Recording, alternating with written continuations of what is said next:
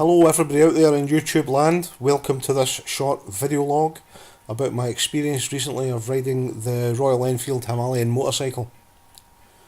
I don't know about you guys and gals that are riding your bikes out there, but in my experience I don't think I've seen a time when the roads have been in poorer state of repair and more hazardous for motorcyclists in the UK.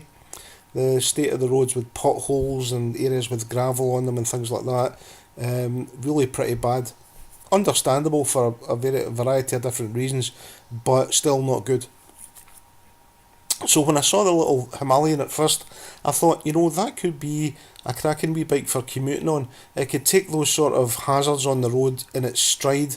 It's getting claimed figures of about 80 miles to the gallon for fuel economy and things like that. I thought, that might be a cracking wee bike that you could commute on, but you could also have a bit of fun on it, particularly exploring sort of minor roads and back roads in Scotland. So when I found out that I could test ride one at the AMA Motorcycles in Renfrew, I jumped at the chance and I popped down to see the good folk down there on Tuesday of this week and took the keys and took it away for a wee blat. I was thoroughly impressed by the little bike, and my suspicion, I think, is entirely justified. This is a bike that you could use as a really good practical tool for commuting in and work on a day-to-day basis, and you could also have a lot of fun on it. In practical terms, it's also a bike that,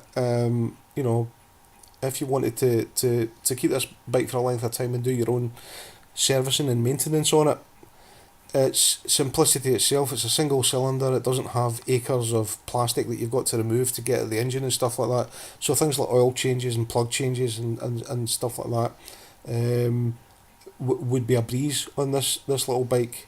So for home service, and I think it's got a lot going for it.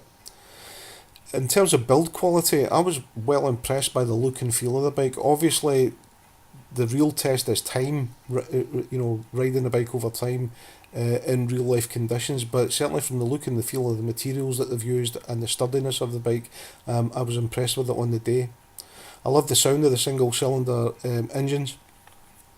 This wee thing only puts out less than 30 brake horsepower, so it's not particularly stressed, this engine. And Royal Enfield have done a brilliant job of keeping it vibration free, so it's really, really smooth.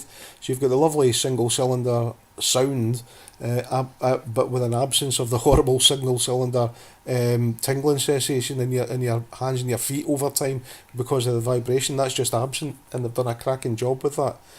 It comes complete with its own luggage rack, and the side rack's ready for you to just add the panniers to it if you want. Royal Enfield do rather neat looking aluminium panniers to fit onto it, or you can choose your own luggage or soft luggage to strap onto it or whatever. So in practical terms, it's all set up ready to go with that.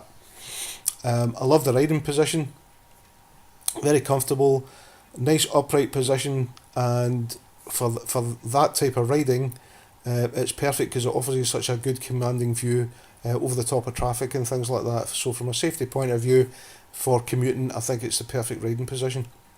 I found the handling to be great. It's got Pirelli tyres on it, which are, to be honest, a more road orientated tyre. I suppose you could use them for a little bit of very light off-road stuff, but it's a more road orientated construction and compound that they've used on it, and the tyres were really, really good.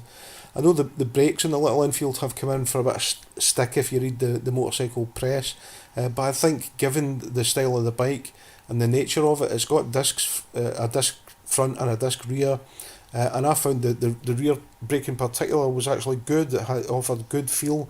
The front brake, sure, it's not the most powerful brake in the world, but I would say it's perfectly adequate for this bike. And bear in mind, just as you should ride within your own capacity, you should also ride within the capacity of the motorcycle that you're riding as well.